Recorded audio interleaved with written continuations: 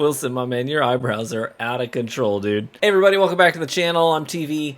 So today I'm going to be giving you guys some of my best tips on building a pristine base, a functioning base, a base that works for everything you need here in Nightingale. So full disclosure, a little over 40 hours total invested into the game at this point. So pretty familiar with the core systems, how everything works, etc. And I have a healthy list of things that I've learned along the way that I think will be helpful for you. Let's talk about base building. Very first thing that I think is important is you gotta have a plan. Okay, so it's so easy in like survival games to just, as you start, you just kind of throw a shack together, right?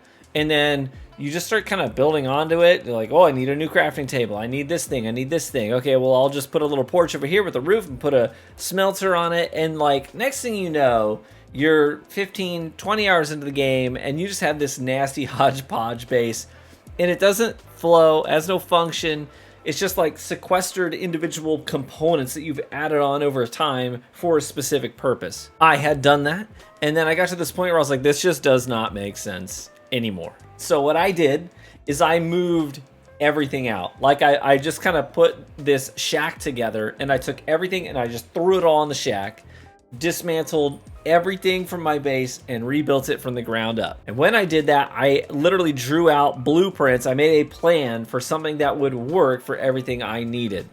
So don't be afraid to just scrap it all. So a quick tip regarding that, if you hit X on the PC, I think it's down on the D-pad if you're on a controller, but for me, X on PC will pull up the editing menu. You can see it at the bottom there. You've got copy, move, remove. You can hold V and destroy something you don't like.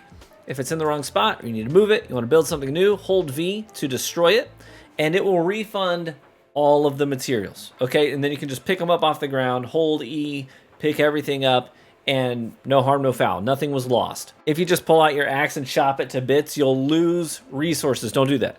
So pull up the editing menu, hold V to deconstruct it and get all of your resources back. You can also pick things up and move them, okay? And this is really important for something we'll get to in a minute. But if you could just look at something and hit R, you can move it to where you want it to be. This is how I moved everything out of my house. And I had this little shack built over here. And I just threw it all in the shack while I rebuilt the whole base. Sorry if my camera got all whack there. I think my dog was walking by and I think brushed up against something and turned the camera. My bad. Okay, so the next thing we got to talk about is augmentations. So this is a huge part of building bases, is having your, see this whole list right here at the top of your building menu. I've got a ton, I've got over 30 augmentations at this point. I have a video that kind of breaks down what they do, how to use them, how to understand what you're looking at. But basically, you click on it, it'll show you the recipe it unlocks for it, what crafting station, etc. But the thing is, these augmentations apply to multiple crafting stations. This one applies to 3 different crafting stations. You don't want to have to craft 3 sawhorses in order to apply them to various crafting stations throughout your base. So here's my recommendation to you, and this is how I drew my base up. Have a long, narrow crafting workshop. This is my workshop. So the crafting stations are on the edges, right? All of my crafting stations are here on the edges of the room. And I have even some repeats. You know, I got a couple of saw tables because sometimes when you're crafting things, it's like, well, I got to make multiple components. It's faster if I have 2 smelters and 2 sawhorses so I can make multiple components at the same time.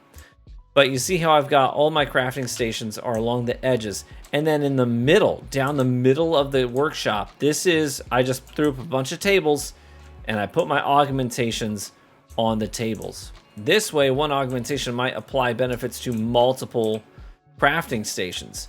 See what I'm saying? So like they'll have a radius of how far they'll affect something. Now I've built my hallway narrow enough that this one toolbox could apply to a couple of workstations over here and a couple of workstations over here. That way, you don't have to make multiple copies of the same augmentation. Now, another thing worth noting, some crafting stations are going to max out. Well, all of them can max out in terms of augmentations. So you can't have too many augmentations applying to the same crafting stations because then you'll lose the benefits of the additional ones. So because of that, you have to sort of plan where your augmentations go. And one of the things that I often do actually is I have another empty space. I had one here, but I've got one here now where if I need to access the benefits of different augmentations, I'll just pick this up and move it over here, you know? And so now it's only getting the benefits of the ones I need to craft a fishing pole. And then I'll bring it over here, and then I'll get the things I need in order to make my firearms. So don't be too timid to just literally pick something up and move it somewhere else, craft it, what you need to craft, and then pick it up and move it right back where it came from. You could totally do that. Another piece of advice for you, if you are, say, for example, smelting something, a lot of these things like etched ingots, you know, they take a long time to smelt. There are some components that when you craft them, like beams, they just take, or carved wood, carved stone, they take forever. Here's my recommendation. If you need to craft those things, queue up a ton of them right before nightfall. Because when it is nighttime outside and you go to bed, literally anything, you could have 1,000 queued up across multiple crafting stations. And if you sleep through the night and do a long rest, it's a short rest right now because it's the middle of the day. But if you do a long rest, when you wake up, everything will be done. Absolutely everything will be done. And you don't have to sit here and just wait. I kid you not, I have Sudokus on hand for when I'm crafting things and it's taken forever. And I just sit here and I do my Sudokus while I stand here and they're smelting. You know what I mean? But if you do the long rest, no problem. Everything's done immediately because you just basically fast travel through the night. Everything's done. Now, when it comes to building your actual base, just save your rare ingredients. Please save your rare ingredients, because a lot of times you're just going to be like, oh, what ingots do I need 2 ingots. What do I have on hand? Grab the iron ingots, you know, the simple basic ones. Don't use your advanced, ingots that have wonderful benefits. Like, you don't need additional fire resistance and melee damage on your friggin' wall. You just don't. It's an abeyance realm, you know. The only thing you have to worry about is an occasional water buffalo that you manage to make angry, or every now and then a hippo or a friggin' little velociraptor thing will show up. It's not a big deal though. But those things, you don't need to use your special resources to craft walls and chandeliers. Your chandelier is not gonna get attacked by a boss, and it doesn't need all these resistances, so don't worry about it. Save your rare crafting components when you're building your home. And I think it's always better to save those rare ones, and if you just need something real quick, just travel real quick to like a random swamp biome and harvest a whole bunch of iron. All you gotta do in the swamp biome, by the way, if you just need iron ingots, just travel along the outside. They're dotted with rocks all along the coast on the outside of the island.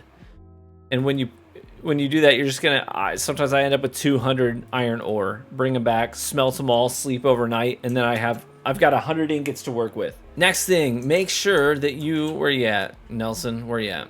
Make sure that you go ahead and craft better gear for your companion. See how he's got all this blue gear? You know what I'm saying? His gear score is 122. So what you want to do is you want to make sure that you are giving your companions good gear, especially tools, because if you queue up projects around the house, they'll actually go harvest ingredients, bring them back, and try to help build whatever it is that you've queued up. So you want to make sure that they are equipped to do that.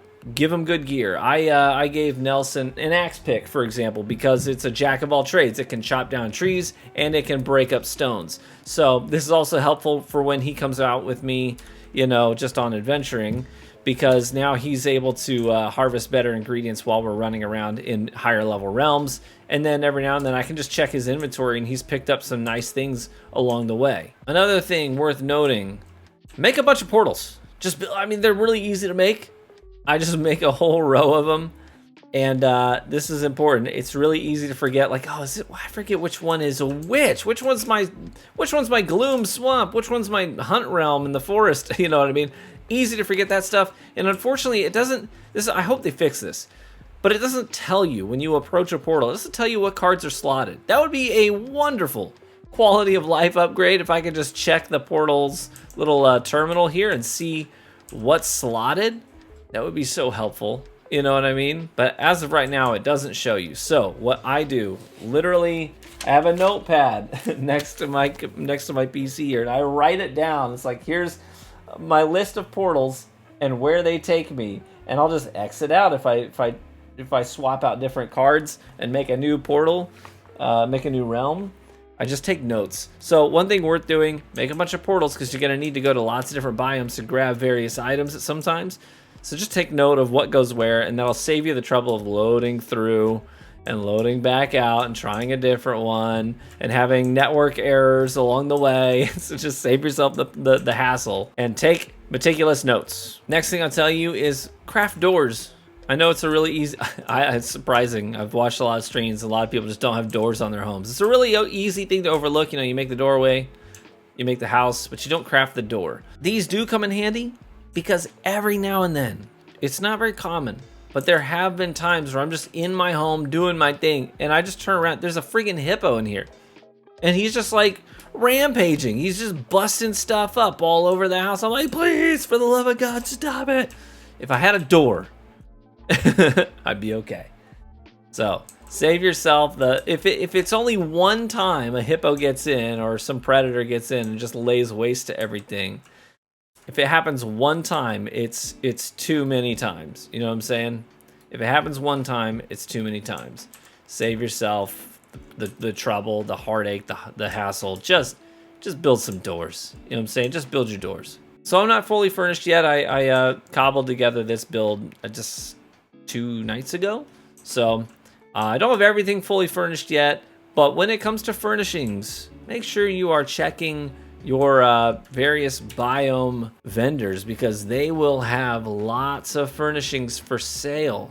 So make sure that you have enough currency to go around and you're checking. I say load up every single biome at every single level. Do your gloom, desert, forest, and swamp, and then do your whatever, your hunt, desert, forest, antiquarian, desert, forest, swamp, all of them, and check all the vendors. You're going to be happy that you did, because you're going to unlock a whole bunch of crafting recipes. And some of these crafting recipes are even going to come from just completing various activities and world events in the realms that you open up.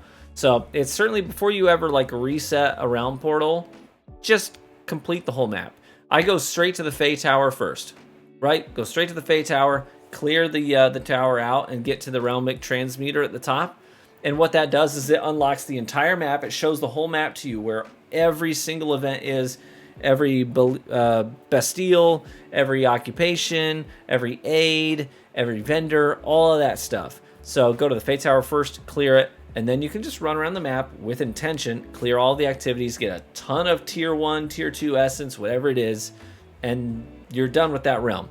And along the way, you're going to unlock all kinds of nice things, like different lightings and railway signal lamps and lamp posts and a beautiful brass chandelier, all that stuff. You'll also get access to new infusions and charms and all that stuff too. So definitely worthwhile to do it. So there you have it. Those are my just a quick rapid fire base building tips to save you a lot of time, energy, and effort. And especially I really recommend doing this setup right here, where your augmentations are in the middle and they can reach both directions to all of the crafting stations that you need them to reach to. So you don't have to make copies of all of these and blow through resources. Save yourself on those resources. If you found any of that helpful, let me know by leaving a like in the video, because that's the best free way to support the channel. And feel free to subscribe for additional Nightingale content. Be warm and well fed, my friends, and I hope to catch you out in the Feywilds. Bye-bye.